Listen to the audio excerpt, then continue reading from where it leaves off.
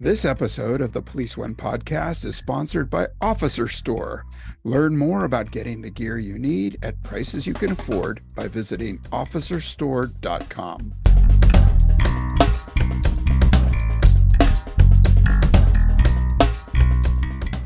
Hey, welcome back to Policing Matters on policeone.com. I'm your host, Jim Dudley, and I hope you're checking us out on our YouTube channel as well. All right, well, the murder of the healthcare executive in Manhattan in early December of 2024 has people scrambling for answers about the murder, to be sure, but there is a frantic conversation being held behind doors about private security, executive protection specifically. Well, I have a great guest today to talk about those issues. I met him at an ASIS security and protection conference several years back in Los Angeles, and he left a big impression on me. Charles Chuck Andrews is a former law enforcement officer with over 40 years of experience, law enforcement, corporate security, business risk, and consulting. You can read his extensive bio in the show notes below. He's a larger than life character. You're going to find out right now. Welcome to Policing Matters, Chuck Andrews. Good to be here, Jim. Policeone.com, big fan of your show. Thank you for having me on. And yes, this is a noteworthy conversation and the hottest topic right now in the world of executive protection, security, and law enforcement. Yeah, for sure. And as we speak, the investigation and the details of the murder are still coming forth. There are so many questions about why a very wealthy individual representing a controversial industry would walk by himself unescorted to a corporate meeting. What's your take on the whole thing? Well, there's a million conversations happening right now, both in the executive protection industry as well as in the boardrooms and C-suites of thousands of companies, literally as we are taping this show right now. I've gotten lots of phone calls from those boards and C-suites and chief security officers asking for assistance, advice, insight as to, what do we do? How do we do it? And look, the reality is they don't know what they don't know. Very few corporations really understand and appreciate the risks around this. And unfortunately, and this is true of many different shootings and horrific incidents that happen in our country, it takes a situation like this to elevate the appreciation, understanding, and action necessary that should have been done in a preventive mode, right? Yeah, but it costs money, right? And we know those people want to keep costs low, and security may not be on their mind until, like you say, something like this happens. It's hard to justify the expense, right? An ounce of prevention is worth a pound of cure. That stands true today. As an old crime prevention officer, I use that adage all the time. So I had to build a business case based on the principles of prevention as a law enforcement officer, working with the people who lived in my community, the business community, the commuters, all these different people, and justify in order to have the budget to be able to prevent these problems. So you got to get really creative on how to do that. And if you're heading up an executive protection team in a corporation, or a chief security officer needs to build that case, they need to go into, well, what does this look like in brand damage to the company alone, stockholders, both real dollars and soft dollars. And you've got to build that case and be able to explain to him. But all of the board members. But here's the reality in the real world. When you walk into a boardroom, you really only have a few minutes to be able to justify that what I am doing is, as we say in Mexico, muy importante, right? And you got to build a strong case. And reality says this, based on the education, culture of that board, who you are to them as a chief security officer, and do you have a seat at the board? All of this and 9 other really important factors come into play where they're actually going to listen to you and act on your advice and direction. This is the real world. Yeah. Yeah, in San Francisco, over the course of my career, we have had dignitary protection planning for the Pope, the Queen of England, Presidents Bush, Obama, Mhm. Clinton. A lot of intel, a lot of going back over situational awareness of what's happening in the world. Yeah. Clearly, I mean, we've seen all the vitriol expressed in social media since Brian Thompson's shooting that there's some real hate going on in the world of healthcare. Mhm. So you've been involved in training, you've come up with training practices. Certainly shouldn't there have been some sort of intel or situational awareness to say, you can't go to that meeting by yourself? So look, maybe we should have filmed this on Monday, right? From a Monday quarterbacking this whole thing. So absolutely. Look, the executive protection, security, law enforcement industry has a natural bias, a bent, a slant that's going to say, of course, that person, by virtue of the size of the company, time of day, location, their movement, absolutely, they should have had some type of risk assessment and or executive protection pre, during, and post of that event. And that's hindsight. And the industry is going to say that. But I'm going to go back to the culture of a board in a corporation. That culture is either going to be supportive of this or mandate it, or maybe there's a cost savings. And here's another component that people haven't talked about that I think listeners are going to find very interesting.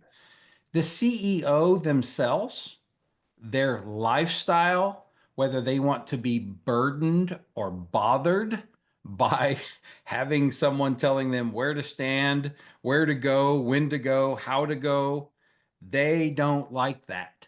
That's a personality issue with the CEO. And a good executive protection firm is more than just guns, gates, guards, right? It's about handling the personality of that CEO and managing that, like picking up their bags, opening their door, making their life very convenient.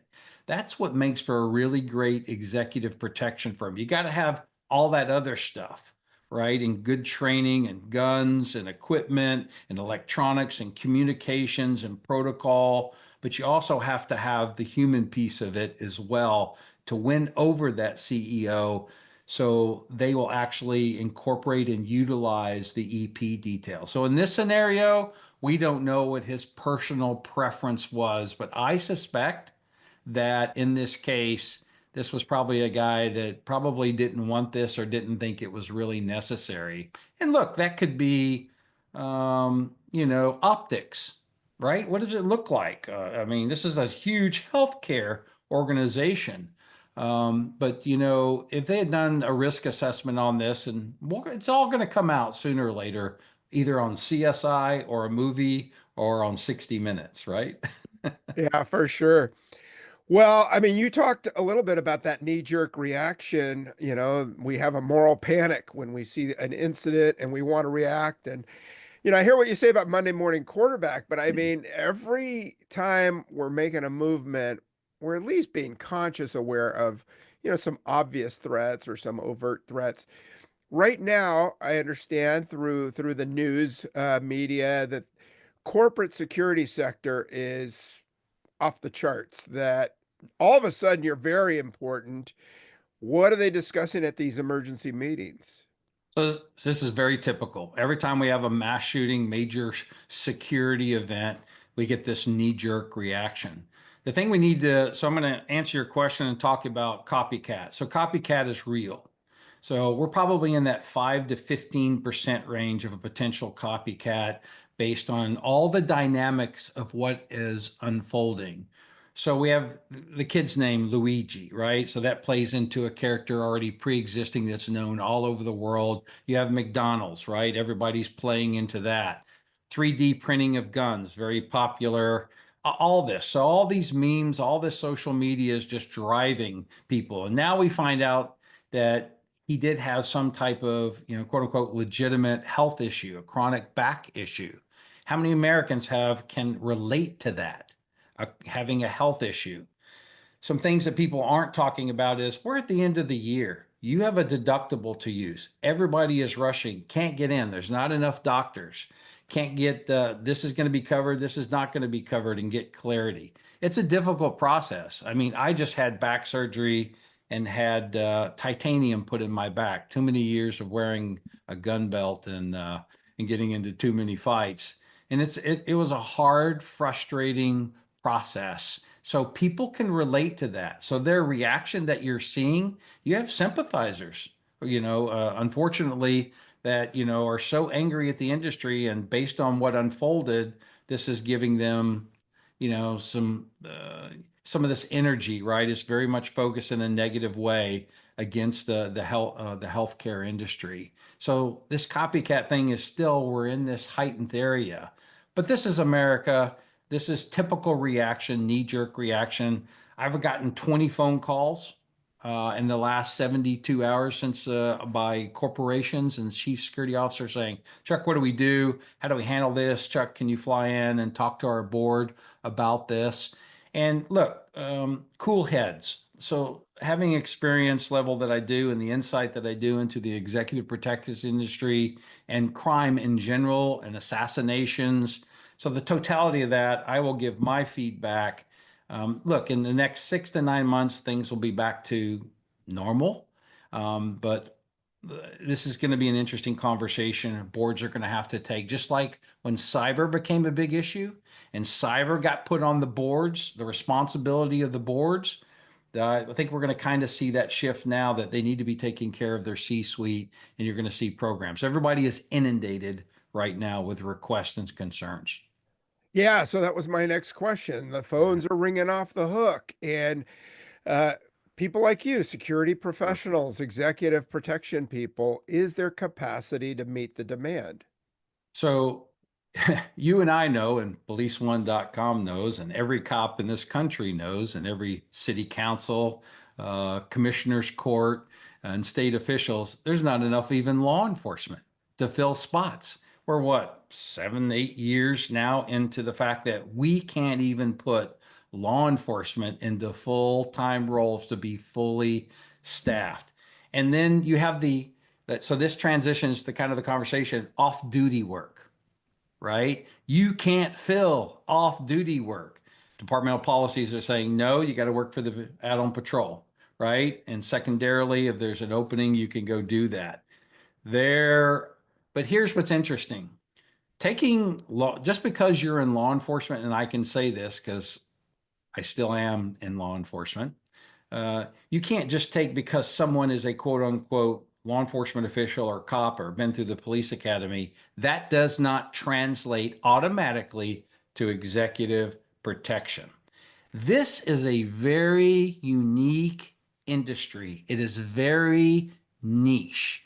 The things that you see and the kind of training that's required to work in the corporate security environment probably has maybe 30 to 40% of that can transfer and apply, but as to practical application out there, it is very unique. So you really see people who are ex-military, ex-law enforcement, and some of them who just came from the security industry, and that's what's trending, creating these institutions for training and certification specific to CEOs and executive protection.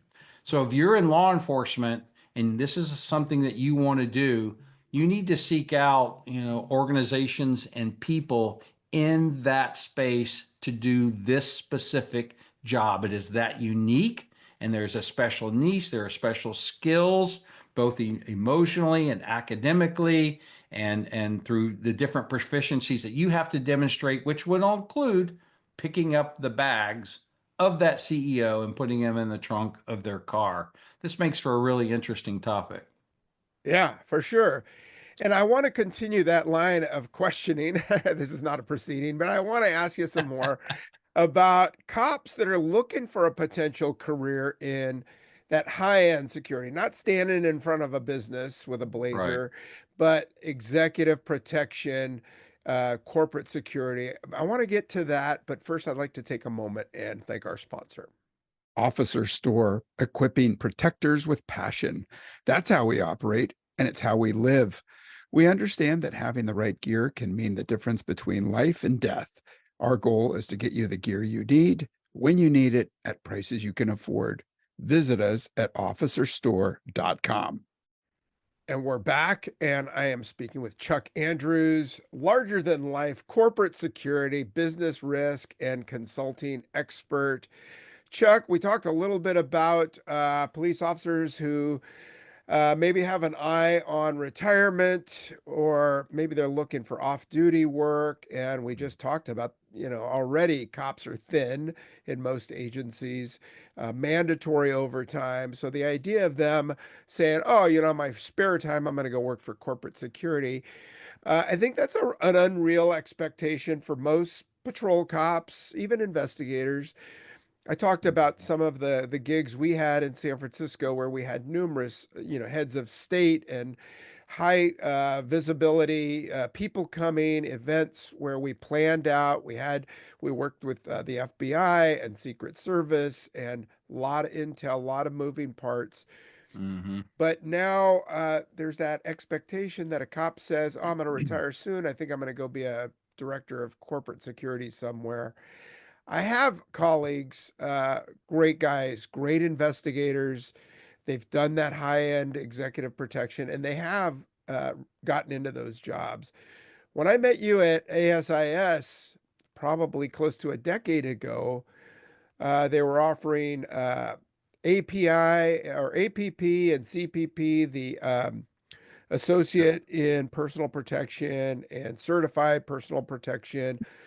What does an officer, a retiring cop or military guy, what do they need to apply to even walk in and say, I'm qualified to be your personal protection guy?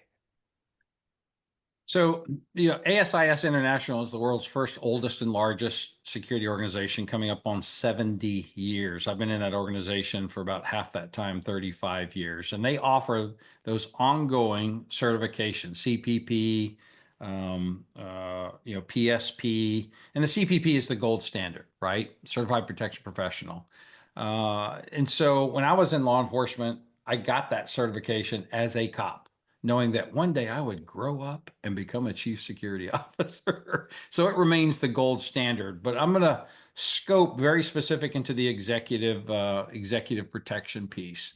So ASIS offers an executive protection online program for executive protection to get you oriented, right, to understanding the expectations. And I think several pages of that comes out of what they call the Protection of Assets Manual, which is used for really the CPP certification. Like 15, 16 pages of that, I think, is dedicated to the executive protection piece. So that's one thing to consider, but you do it at your own pace. You do it behind your laptop, kind of scenario. So here's my recommendation. If you're in law enforcement and you want to get ready for the security role, carpe diem now. You need to start now by associating yourself by going to the executive protection conferences. IPSB, they just had their conference this week in Nashville, all focused on the executive protection industry, networking and building relationships with the people. The BEPP, they have their conference. They're creating the standards for the executive protection field, right? So those are the two really big ones in the industry. And of course, attending the ASIS GSX conference, which is all of security, not very specific for executive protection, but EP people attend that. Now, as for training, what can they learn? What can they do?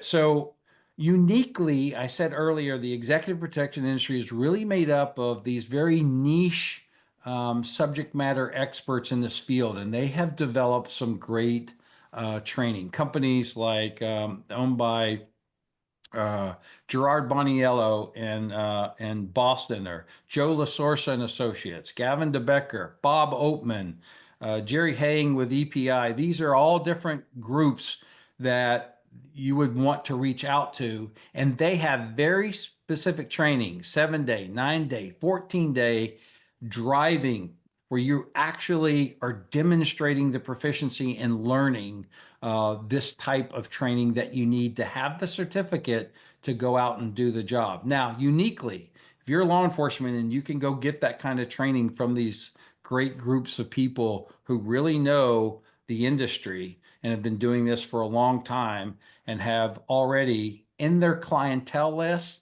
high net worth, entertainment people, then at the same time, you could go quote unquote off duty moonlight and start kind of engaging, right? And going out on assignments and doing advanced details, because once you're part of that networking world, they reach out to you as part of that. There's a there's a new and interesting group called BlitzT, BLIZT.com, and you can go to this and sign up and find jobs, and companies find you in the security world. It's free to sign up and be a part of, so you can try to find a job or an opportunity off duty in that space. But starting with those groups and going through their very defined, I mean, great training and great programs and getting their certificate, going to the IPSB conference and the BEPP conferences and the ASIS conferences. These are things that you need to do now and as you transition. And I would tell that of anybody, even if you want to be a security director, right? You need to be tied into the ASISs of the world and start building those networks. Yeah, so the idea of just walking off the job at the end of your career and No, grabbing one of those jobs, not not going to likely. happen. Listen, back in the day, if you were DEA and you were in 1811, then hey, you were going to be the security director for the pharmaceutical industry, right? Oh, maybe your Secret Service, right? Secret Service has a heavy presence in the executive protection world, but remember, they're Treasury. So in the financial world, Bank of America, Chase, you'll find a lot of Secret Service people back in the day. Not anymore. And the same is true with law enforcement. You just don't automatically get a job in oil and gas because you came out of the Federal Bureau of Investigation. It's all changed in a very big way. They're looking for different types of people with different backgrounds that complement that. So I would tell law enforcement today, start right now. Make sure, go find me on LinkedIn, connect with me. If I can help you, right, in that transition, I am happy to do so. People say I'm easy to find. Just look for that. Yeah. And they can be an FOC too, friend of As friends Chuck. of Chuck. Yeah, yeah, that's exactly right. You became a member 10 years ago. I did. I still have the pin. So Chuck, I appreciate your time. I want to wrap up by asking first about liability. So you bring up a really good topic, an issue of an active duty officer taking up one of these jobs or assignments, Mhm. even a retired cop taking it on. There's got to be a liability factor. I mean, I understand it comes with the job when you're protecting a president or the Pope or somebody, right? Right. But now you're on your own, you're a standalone person, you're assuming some personal liability, right? You are assuming some liability. And that's one of the things if you go to work for a legal institution, a corporation, then you get to work behind that curtain, right? As the Internal Revenue Service likes to say. Um, so you have some level of protection there because the contract is with the corporation. The corporation, you are a W-2 employee or 1099. Now, there are huge issues across the United States around licensing, which is state regulated. It's very confusing. It's very laborious in order to get these certifications because if you go from flying on some private jet from one state to another state, you have to be acting under that respective state's licensing, and that's a whole different issue. So you want to make sure to reduce and mitigate your liability that you're acting, if you ask me, and it's a W-2 for that executive protection firm, and that's usually the case, especially based on how the IRS in these last several years have interpreted someone as a 1099 or a W-2. W-2 is going to give you a lot more protection. Nice. Yeah, you're an employee. Chuck, what are you working on? You writing anything? You going to a conference to speak? Where can we find you? Yeah, my book, I get a lot of requests for my book, Yes, Sir, right? SIR, Strategy, Intelligence, and Relationships. I'm trying to help folks become their own security influencer in the industry and understand how to build a network. Probably hitting close to 190,000 people in my network around 100 countries. So I'm doing a lot of speaking with my book. Looks like I'll be talking to a lot of boards in the next 30 days. That's going to keep me busy. But I think I'll be heading over to Europe for the ASIS International European Conference. Listen, my grandmother's last name is O'Leary. So it's in Ireland, in Dublin, County Dublin. So I'm looking forward to going over there and speaking with, doing a tour on my speaking as well as attending the ASIS International Conference. So I will be there for sure. And then lastly, selfish plug for the Gratitude Initiative. I sit as chairman of the board for this 501(c)(3), which is supporting the children of law enforcement killed in the line of duty or injured in the line of duty. So this is a great group that I'm involved in and growing in a very big way to make sure we're helping the kids of law enforcement. We already support every child in the United States military worldwide. We're 11 years. So I'm very proud of being part of this and continuing to participate that. Nice. Well, I'll have to get the address for that, and I'll put it in our show notes for people to take a look at. I'm on Yeah, our board for the 100 Club of my county. Same thing. very Officers. popular. Yeah, Yes. yeah. Hey, Chuck Andrews, let's not let 10 years go by before we talk again. You're such a great guy to talk to and talk about these really important issues. I appreciate your time today. Chuck Andrews, law enforcement, 40 years, corporate security, business risk, and consulting. Thanks so much. Thank you, Jim. All right, to our listeners, let me know what you think. If you have questions, you can certainly find Chuck Andrews on LinkedIn, just like he mentioned. He's a great resource if you're thinking about a career in security after employment or even while you're working now. Take a look at Chuck's background and some of the things he's talking about there, and look for some links in our show notes on some of the places that he talked about that are good for training and building your resume. All right. Thanks so much for listening. I hope you're all safe and good and taking care of yourself. And I appreciate you checking in and I hope to talk to you again real soon. Take good care.